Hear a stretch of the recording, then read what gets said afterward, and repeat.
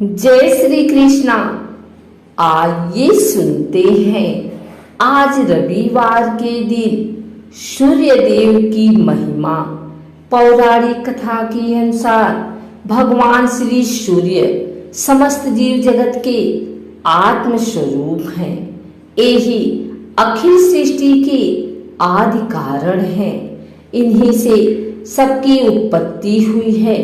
पौराणिक संदर्भ में सूर्यदेव की उत्पत्ति के अनेक प्रसंग प्राप्त होते हैं। यद्यपि उनमें वर्णित घटनाक्रमों में अंतर है, किंतु कई प्रसंग परस्पर मिलते जुलते हैं। सर्वाधिक प्रचलित मान्यता के अनुसार भगवान सूर्य महर्षि कश्यप के पुत्र हैं। वे महर्षि कश्यप की पत्नी अदिति के गर्भ से उत्पन्न हुए। अदिति के पुत्र होने के कारण उनका एक नाम आदित्य हुआ। पैतृक नाम के आधार पर वे कश्यप प्रसिद्ध हुए। संक्षेप में यह कथा इस प्रकार है। एक बार दैत्य दानवों ने मिलकर देवताओं को पराजित कर दिया। देवता घोर संकट में पड़कर इधर उधर भटकने लगे। देवमाता अदिति इस हार से दुखी होकर भगवान सूर्य की उपासना करने लगी। भगवान सूर्य प्रसन्न होकर अदिति की समझ प्रकट हुए। उन्होंने अदिति से कहा, देवी तुम चिंता का त्याग कर दो, मैं तुम्हारी इच्छा पूर्ण करूंगा तथा अपने 1000वें अंश से तुम्हारे उदर से प्रकट होकर तेरे पुत्रों की रक्षा करूंगा। इतना कहकर भगवान सूर्य अंतर ध्यान हो गए। कुछ समय के उपरांत देवी अदिति गर्भवती हुई। संतान के प्रति मोह और मंगल कामना से अदिति अनेक प्रकार के व्रत उपवास करने लगी। महर्षि कश्यप ने कहा, अदिति तुम गर्भवती हो, तुम्हें अपने शरीर को सुखी और पुष्ट रखना चाहिए, परंतु यह तुम्हारा कैसा विवेक है कि तुम व्रत उपवास के द्वारा अपने गर्भांड को ही नष्ट करने पर तुली हो। अदिति ने कहा, स्वामी आप चिंता न करें, मेरा गर्भ साक्षात सूर्य शक्ति का प्रसाद है। यह सदा विनाशी है।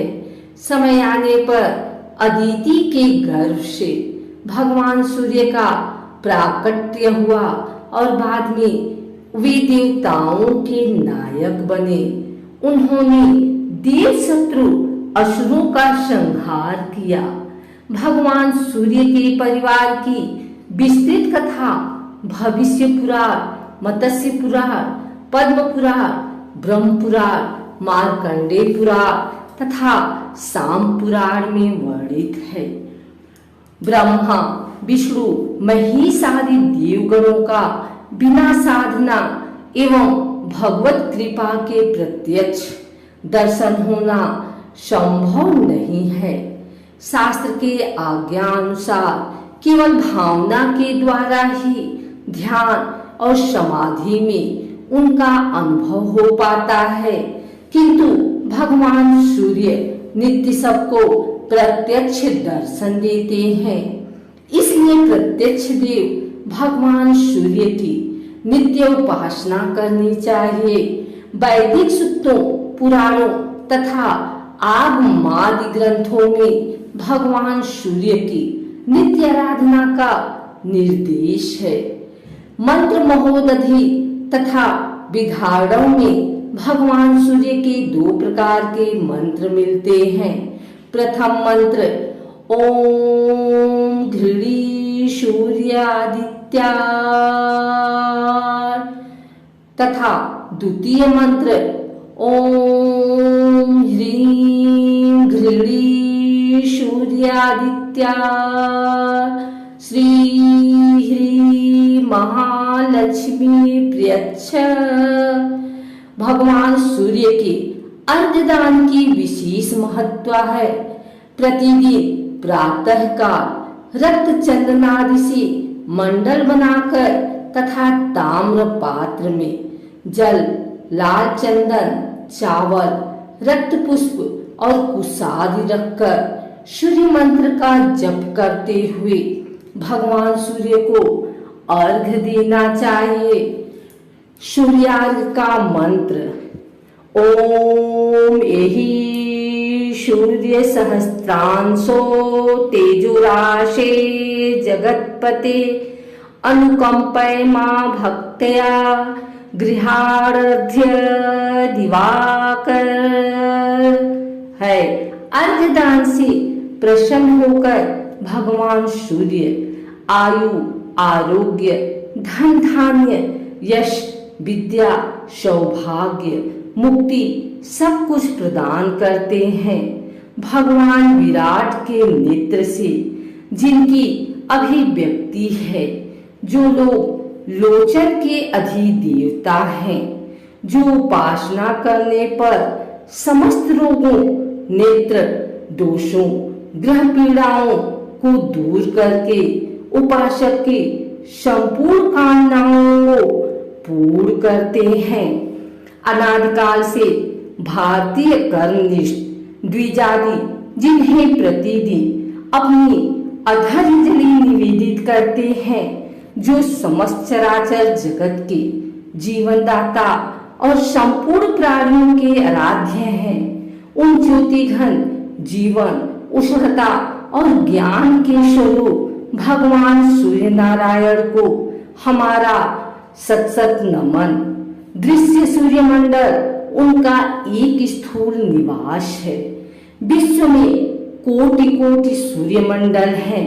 विज्ञान आकाश गंगा के प्रत्येक तारक को सूर्य कहता है। हमारे गगन की आकाश गंगा के पीछे कितने ही निहारिका मंडल हैं। सब आकाश गंगा हैं, सब सूर्यों से जगमगाती हैं।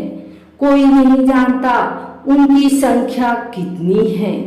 उन सब सूर्यों के अधिष्ठाता भगवान नारायण ही हैं।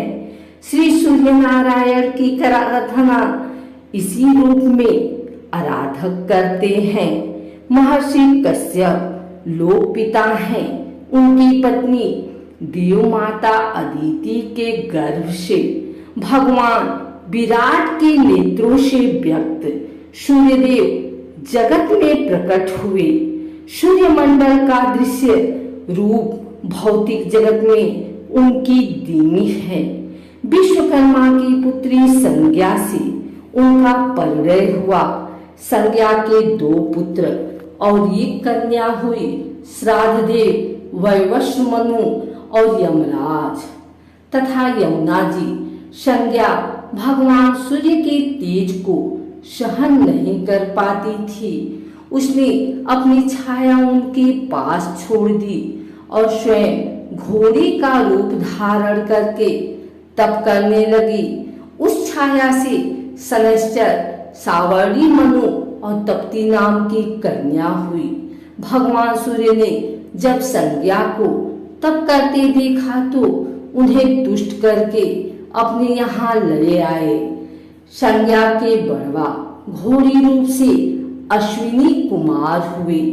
त्रेता में कपिराज सुग्रीव और द्वापर में महारथी कर्ण भगवान सूर्य के अंश से ही उत्पन्न हुए।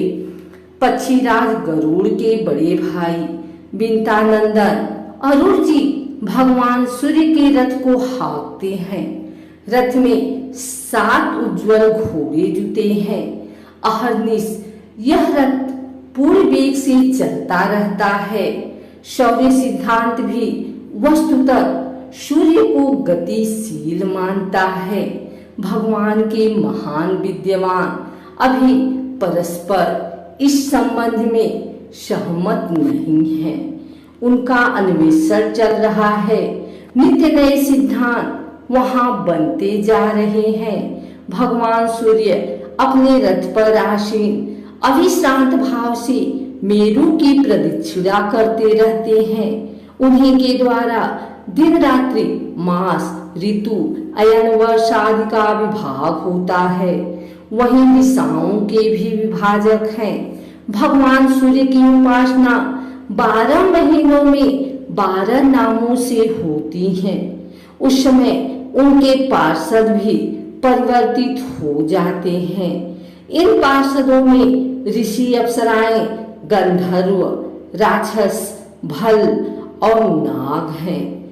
ऋषि रथ से आगे चलते हुए भगवान की स्तुति करते हैं। गंधर्व गान करते हैं। अप्सराएं नाचती हैं।